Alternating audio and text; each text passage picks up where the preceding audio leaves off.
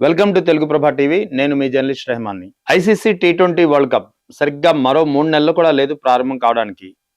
India, Sri Lanka సంయుక్తంగా ఆతిథ్యం ఇస్తున్నటువంటి ఈ ఐసీసీ టీ20 ప్రపంచ కప్ను వీక్షించేందుకు ఇకపై క్రికెట్ ప్రేమికులకు చాలా ప్రయాసపడాల్సి వస్తుంది. క్రికెట్ లైవ్ స్ట్రీమింగ్ అంటేనే క్రికెట్ ప్రేమికులకు అత్యంత ఫేవరెట్గా పిలుచుకునే హాట్‌స్టార్ ఇకపై వరల్డ్ కప్ అనేది ఇకపై అందుబాటులో ఉండే అవకాశం లేదు. ఎందుకంటే ఐసీసీ సంబంధించినటువంటి లైవ్ బ్రాడ్కాస్టింగ్ హక్కుల్ని చేజెక్కించుకున్నటువంటి జియో హాట్‌స్టార్, ఇంతకుముందు డిస్నీ హాట్‌స్టార్, ఇది తన కాంట్రాక్ట్ నుంచి వెనక్కి తగ్గుతూ నిర్ణయం తీసుకుంది. దాంతో ఇప్పుడు రానున్న 3 నెలల లోపల ప్రారంభం కావాల్సినటువంటి ఐసీసీ టీ20 వరల్డ్ కప్ను ఎవరు బ్రాడ్కాస్ట్ చేస్తారు, ఎందులో చూడాలి అనే ఒక ప్రధానమైన ప్రశ్న ఇప్పుడు క్రికెట్ ప్రేమికులను వెంటాడుతోంది.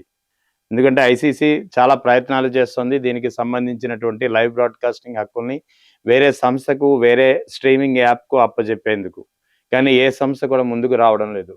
అసలు ఏం జరిగింది అంటే వాస్తవానికి జియో హాట్‌స్టార్ గతంలో డిస్నీ హాట్‌స్టార్గా ఉండేది.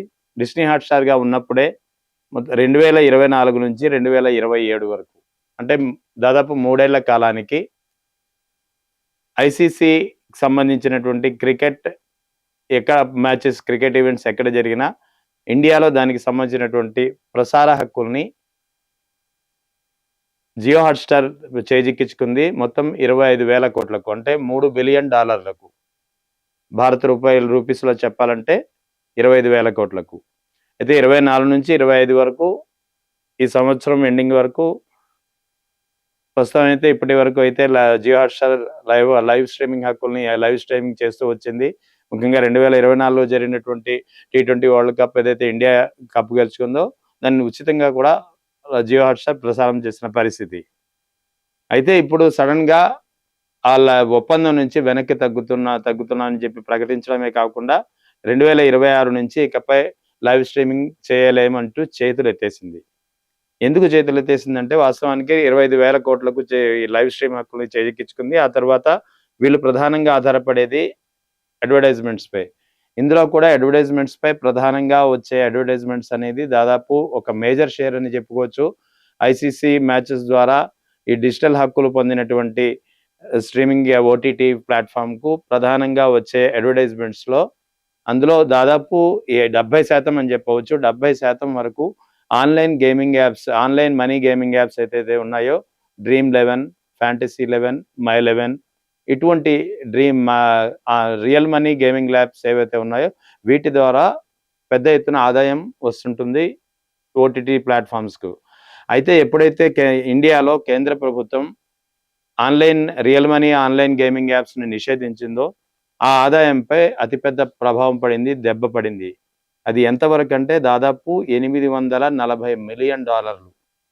చాలా పెద్ద మొత్తంలో వాణిజ్యం ఏదైతే కమర్షియల్ ప్రకటనల ద్వారా రావాల్సిన ఆదాయం ఉందో దానికి గండి పడింది జియో హాట్‌స్టార్కు, ముఖ్యంగా క్రికెట్ లైవ్ హక్కుల విషయంలో.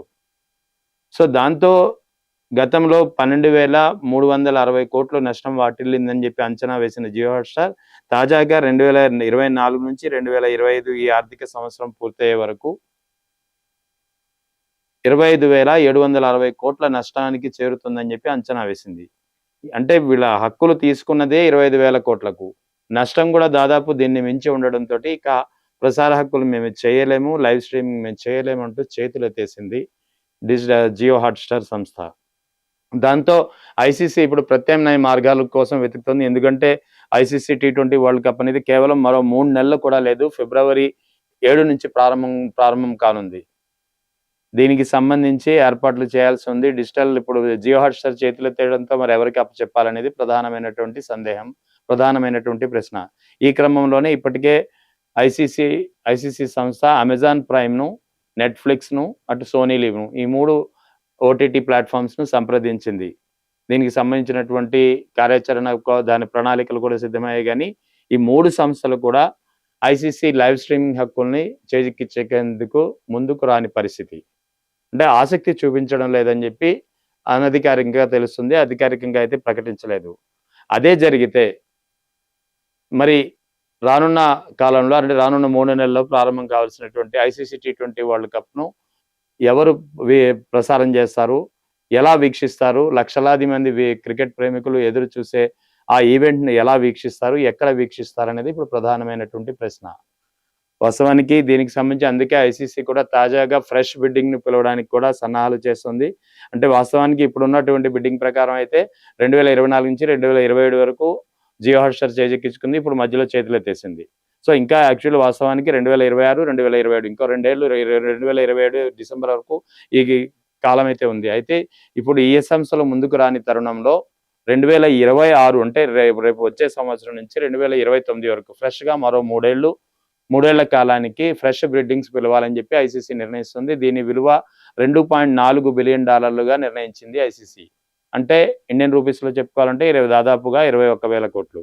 ఇంత పెద్ద మొత్తంలో 21,000 కోట్లు పెట్టి ఇప్పుడు రానున్న 3 ఏళ్ల కాలానికి జియో హాట్‌స్టార్ అతిపెద్ద సంస్థ ఏదైతే ఇప్పటివరకు క్రికెట్ స్ట్రీమింగ్ చేస్తూ వచ్చిందో అదే తప్పుకోవడంతోటి ఇక నెట్‌ఫ్లిక్స్, అమెజాన్ ప్రైము, తర్వాత సోనీ లివ్‌కైతే కాస్తో అనుభవం ఉంది. క్రికెట్ పోటీలను గానీ, ఫుట్‌బాల్ మ్యాచెస్‌లో గానీ గతంలో ఇవి లైవ్ స్ట్రీమింగ్ చేసిన పరిస్థితి ఉంది. నెట్‌ఫ్లిక్స్‌కి, అమెజాన్ ప్రైమ్‌కి అంతగా అనుభవం లేదు. సో, ఈ క్రమంలో ఈ 3 సంస్థలు ఎలా ముందుకొస్తాయనేది ఒక ప్రధానమైనటువంటి ప్రశ్న. అందులోనూ ప్రధానమైనటువంటి వాణిజ్య వనరు అంటే వేటి నుంచైతే ప్రధానంగా లైవ్ స్ట్రీమింగ్ హక్కులు తీసుకున్నప్పుడు ముఖ్యంగా క్రికెట్ ప్రసారాలు జరుగుతున్నప్పుడు ఎక్కడి నుంచైతే ప్రధానంగా ఆదాయం వస్తుందో, ఎక్కడి నుంచైతే ఎక్కువగా కమర్షియల్ యాడ్స్ వస్తాయో అటువంటివి ఆన్‌లైన్ గేమింగ్ యాప్స్ ఇవి ప్రధానంగా డ్రీమ్11, ఫ్యాంటసీ11, మై11 అటువంటి ఇంకా చాలా ఉన్నాయి.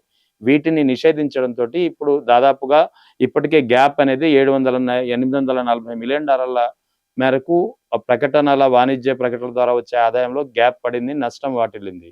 సో, ఈ గ్యాప్‌ని పూడ్చేందుకు ట్రెడిషనల్ అడ్వర్టైజర్స్ అనేది వాళ్ళు ఎంతవరకు పూడ్చగలరనేది ప్రధానమైన ప్రశ్న. సో, జియో హాట్‌స్టార్ చేతులెత్తేసిన క్రమంలో ఈ 3 సంస్థలు ఏ మేరకు ముందుకు వస్తాయి? 21,000 కోట్లకు రానున్న 3 ఏళ్ల కాలానికి ఈ డిజిటల్ ప్రసార హక్కులను తీసుకునేందుకు ఆసక్తి చూపిస్తాయా లేదా అనేది ఒక ప్రధానమైనటువంటి ప్రశ్న.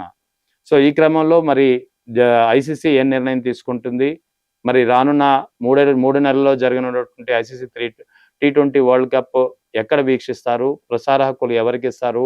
క్రికెట్ ప్రేమికుల పరిస్థితి ఏంటి అనేది ప్రధానమైనటువంటి ప్రశ్నలు. సో, దీన్ని ఓవర్‌కమ్ చేసేందుకు లేదా ఏదైతే బిడ్డింగ్ వాల్యూ ఉందో బిడ్డింగ్ వాల్యూని తగ్గించి తిరిగి జియో హాట్‌స్టార్‌కే కట్టబెట్టే ప్రయత్నం చేస్తుందా అనే ఒక ఆలోచన కూడా లేకపోలేదు.